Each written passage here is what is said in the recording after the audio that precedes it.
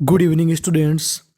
ये क्लास ऐसे बच्चों के लिए है जिन बच्चों को बिल्कुल भी इंग्लिश पढ़ना नहीं आता और अर्थ निकालना नहीं आता। हम एक एक शब्द पे काम करेंगे कि उसे पढ़ते कैसे हैं और उसका अर्थ कैसे निकालते हैं। तो चलिए फिर हम लोग करते हैं अपनी कहानी यानी स्टोरी की शुरुआत। आज की जो हमारी कहानी है उस कहानी का नाम है सॉल्यूशन। सॉल्यूशन। अब देखिए इस शब्द के आखिरी में TIUN है। इंग्लिश में आपको कहीं पर TIUN लिखा मिल जाए तो उसे हमें पढ़ना होता है शन। क्या पढ़ना होता है? शन। सॉल्यूशन का मतलब होता है समाधान। तो चलिए फिर हम लोग करते हैं अपनी कहानी की शुरुआत।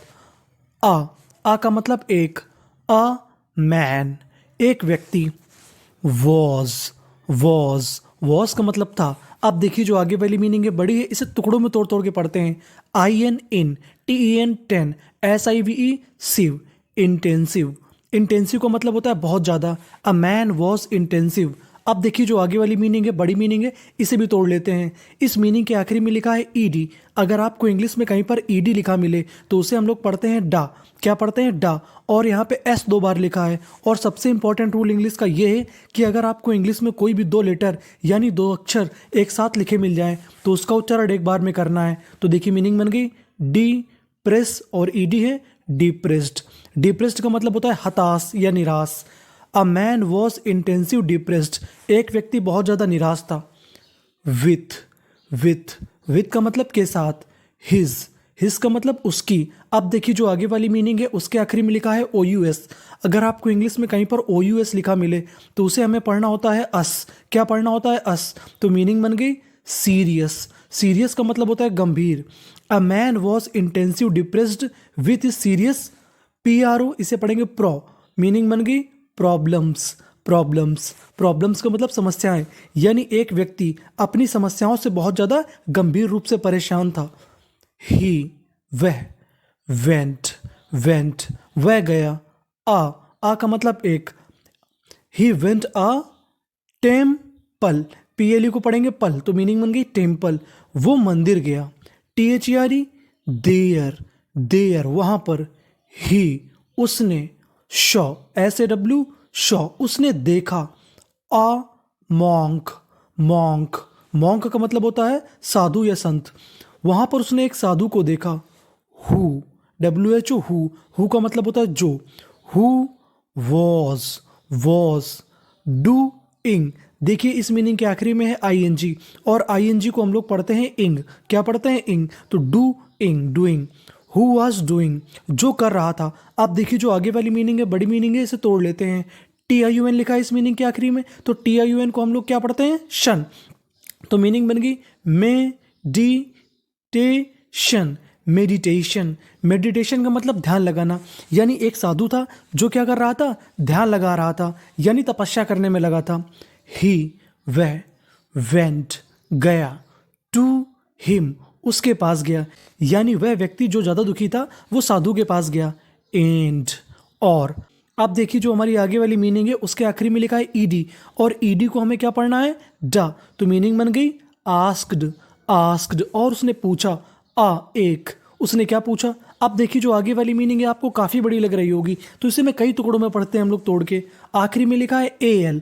अगर आपको इंग्लिश में AL कहीं आखिरी में लिखा मिले तो उसे पढ़ना होता है हमें अल। क्या पढ़ना होता है? अल। तो देखिए मीनिंग बन गई फिलोसॉफिकल। फिलोसॉफिकल का मतलब होता है दार्शनिक। He asked a philosophical. अब देखिए जो आगे वाली मीनिंग है उसके आखिरी में TIUN है, तो TIUN को क्या पढ़ना है? शन। तो मीनिंग बन गई क्वेश्चन। उसने उस साधु से एक दार्शनिक क्वेश्चन पूछा। व्हाट, क्या। इज है, क्या है। सॉल्यूशन का मतलब समाधान। ऑफ का मतलब का। ऑल का मतलब सभी। अब देखिए जो आगे वाली मीनिंग है उसके शुरुआत में लिखा है PRO और PRO को हमें क्या पढ़ना होता है? प्रो। तो मीनिंग बन गई प्रॉब्लम्स। उसने साधु से पूछा कि हर समस्या का समाधान क्या है? मॉन्क, साधु ने। अब देखिए जो आगे वाली मीनिंग है उसके आखिरी में लिखा है IED। क्या लिखा है? IED। अगर आपको इंग्लिश में कहीं पर IED लिखा मिले तो उसे हमें पढ़ना होता है आइड। क्या पढ़ना होता है? आइड। और शुरुआत में लिखा है RE। अगर आपको इंग्लिश की शुरुआत में कहीं पर लिखा है RE तो उसे हम लोग पढ़ेंगे री। क्या पढ़ेंगे? री। तो देखिए मीनिंग बनती है हमारी रिप्लाइड। मॉन्क रिप्लाइड का मतलब उत्तर देना। संत ने उत्तर दिया। विथ, के साथ। स्माइल, स्माइल, स्माइल का मतलब मुस्कान के साथ। अब देखिए स्माइल के आखिरी में ई लिखा है और आपको एक चीज़ याद रखनी है, कभी भी इंग्लिश के किसी भी मीनिंग के आखिरी में ई लिखा हो तो हमें ई का उच्चारण नहीं करना होता है। तो मीनिंग बन गई हमारी smile. Monk replied with smile, यानी साधु ने मुस्कुराते हुए उत्तर दिया। ही सैड, SAID सैड, उसने कहा।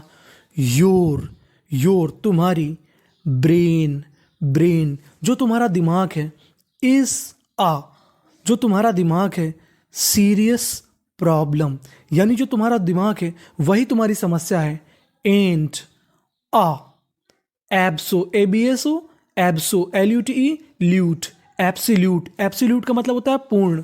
सॉल्यूशन यानी तुम्हारा दिमाग, यानी जो तुम्हारा दिमाग है वही एक गंभीर समस्या है और जो तुम्हारा दिमाग है वही एक हर समस्या का समाधान है। यू आर, तुम। अब देखिए जो आगे वाली मीनिंग है उसके आखिरी में लिखा है ING। ING को पढ़ना है हमें इंग, और F 2 बार है तो F का उच्चारण एक बार करना है, और बीच में लिखा है ER। अगर आपको इंग्लिश में कहीं पर ER लिखा मिले तो उसे पढ़ना है हमें अर। क्या पढ़ना है? अर। तो मीनिंग बन गई suffering. You are suffering, suffering का मतलब परेशान हो। फ्रॉम, FROM फ्रॉम, फ्रॉम का मतलब से।